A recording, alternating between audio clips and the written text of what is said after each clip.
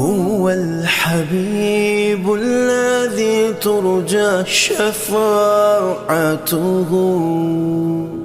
بسم اللہ الرحمن الرحیم. پہلا سوال یہ ہے کہ جسمانی طور پر کمزور مرد کے لیے نکاح کا کیا حکم ہے؟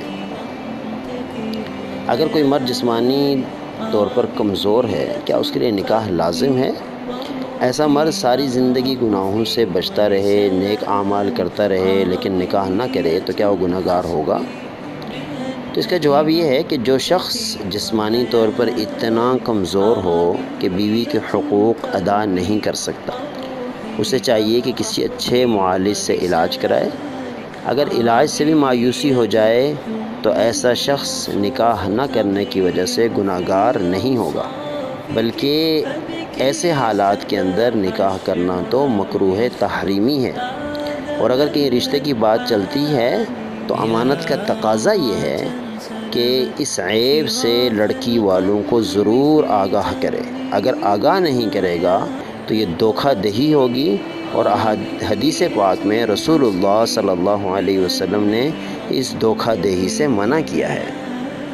اور ساتھ ہی یہ بات بھی ضروری ہے سمجھنے کی کہ اپنی زندگی کو حیاداری، اسلام کی احکام کی رعایت رکھتے ہوئے جب نکاح کرنا ممکن نہ ہو تو کثرت سے نفلی روزے رکھنے کا اہتمام کرے، کیونکہ رسول اللہ صلی اللہ علیہ وسلم کی حدیث مبارک ہے جو نکاح کی استطاعت نہ رکھتا ہو تو اسے روزے رکھنا چاہیے، کیونکہ یہ گناہوں کے جھکاؤ اور شرمگاہ کی حفاظت کا ذریعہ ہے.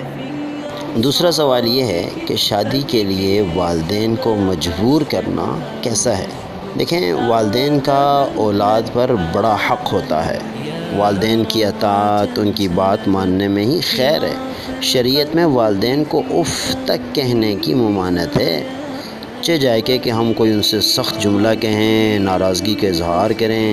لہذا شادی کے لیے والدین کو ناراض کرنا، ان سے لڑنا جھگڑنا کسی طور پر بھی درست نہیں ہے.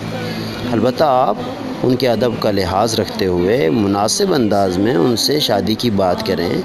ان کے قریبی دوست یا کوئی محلے کے بزرگ شخص کے ذریعے اپنی شادی کے لیے والدین کو قائل کریں. اور ایسے موقع پر والدین کو بھی اولاد کے جذبات کا خیال رکھنے کی ضرورت ہے. اور ساتھ ہی والدین اگر حالات کا رونا روئیں تو والدین کو چاہیے کہ شادی میں فضول رسمیں، فضول خرچیوں سے اجتناب کرتے ہوئے سادگی کے ساتھ شادی کروا دیں. اور کم خرچ والی شادی کو نبی کریم صلی اللہ علیہ وسلم نے خیر و برکت والی شادی قرار دیا ہے.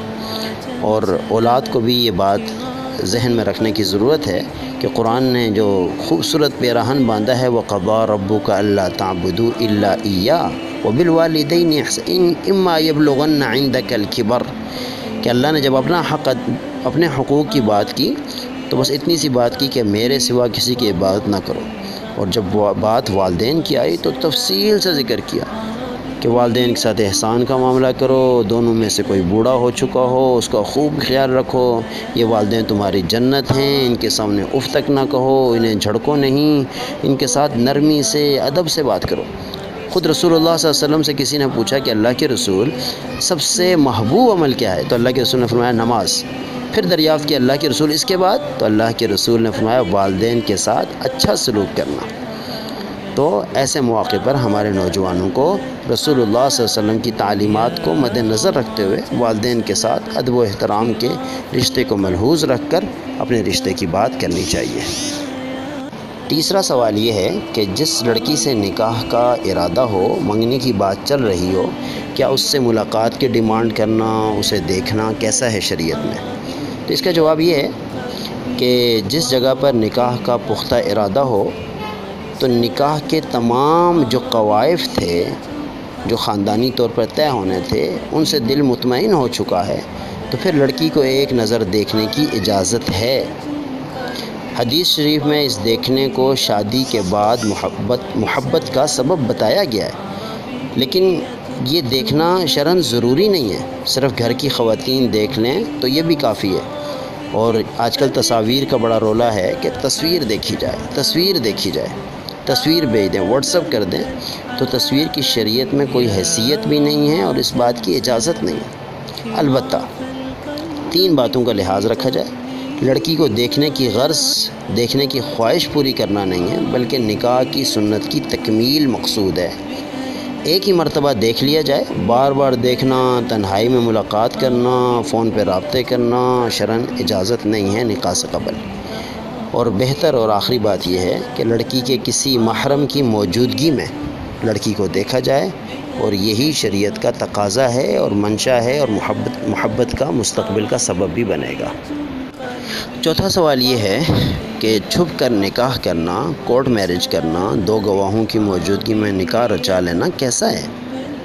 اس کا جواب یہ ہے کہ شریعت مطہرہ نے اسلامی معاشرے کو جنسی بے راہ روی سے بچا کر تسکین شہوت کے لیے اسے اعلیٰ اقدار پر استوار کرنے اور صالح معاشرے کی تشکیل کے لیے نکاح کا حلال راستہ متعین کیا ہے، اور نکاح کی صورت میں ہم بستری جسمانی تعلقات قائم کرنے کو حلال قرار دیا ہے، اور اس کے علاوہ جتنی بھی تسکین شہوت کی تمام ذرائع ہیں ان سب کو حرام قرار دیا۔ اور خود رسول اللہ صلی اللہ علیہ وسلم کے ارشاد ہے، اعلنوا ھذا النکاح واجعلوہ فی المساجد، نکاح کی خوب شہرت کرو اور مسجدوں میں نکاح متعین کرو۔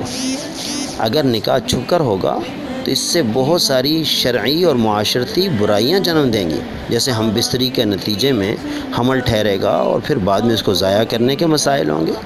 مذکورہ مرد اور عورت کو جب کوئی نازیبا حرکات کرتے ہوئے دیکھے گا تو بدگمانی کرے گا، بد چلنی کا الزام لگائے گا، تو اس لیے بڑوں کو اعتماد میں لے کر یہ قدم اٹھانا چاہیے اور نکاح علل اعلان کرنا چاہیے۔ اب رہی یہ بات کہ اس طرح کا نکاح جو کورٹ میرج کے ذریعے ہوگا یا چھپ کر وہ منعقد ہو جاتا ہے یا نہیں، تو یہ نکاح ہو تو جائے گا، یہ نکاح جائز ہے، لیکن والدین کی رضامندی کے بغیر چھپ کر نکاح کرنا شرعاً، عرفاً، اخلاقاً ہر اعتبار سے ناپسندیدہ عمل ہے۔ اسلامی معاشرتی احکام اور آداب کی روشنی میں والدین اولاد کے لیے فیصلے کرتے ہیں، یا پھر اولاد اپنے والدین کو اعتماد میں لے کر اپنی زندگی کے فیصلے کرتے ہیں۔ بہرحال ان معاملات میں بزرگوں کی سرپرستی ہونی چاہیے۔ پانچواں اور آخری سوال یہ ہے کہ اگر والدین اولاد کو حکم دیں کہ اپنی بیوی کو طلاق دے دو، تو کیا ان کی اس معاملے میں اطاعت کرنا ضروری ہے؟ تو اس کا جواب یہ ہے کہ والدین کسی شرعی وجہ کے بغیر اولاد کو حکم دیں کہ بیوی کو طلاق دو، تو اولاد کے لیے یہ حکم ماننا جائز نہیں ہے۔ البتہ اگر بیوی ان کے ساتھ اچھا برتاؤ نہیں کرتی، ان کی گستاخی کرتی ہے، بدگوئی کرتی ہے، بے رخی کا مظاہرہ کرتی ہے اور سمجھانے کے باوجود باز بھی نہیں آتی، تو پھر اس مطالبے پر طلاق دینے کی گنجائش ہے۔ اور اگر بیوی میں ایسی کوئی بات نہیں تو اس صورت میں والدین کی بات ماننا لازم ہی نہیں ہے، اس لیے کہ حلال کاموں میں اللہ تعالیٰ کے نزدیک سب سے ناپسندیدہ بات طلاق دینا ہے۔ حتی الامکان انتہائی سخت مجبوری کے بغیر طلاق دینے سے گریز کرنی چاہیے۔ نیز جس طرح اگر والدین حق پر ہوں تو والدین کی اطاعت بھی واجب ہے، اسی طرح اگر بیوی حق پر ہے تو والدین کی اطاعت کرنا یہاں ظلم شمار ہوگا، اور اسلام جس طرح والدین کی نافرمانی کو برداشت نہیں کرتا نا، تو اسی طرح اسلام کسی پر ظلم کرنے کی اجازت بھی نہیں دیتا۔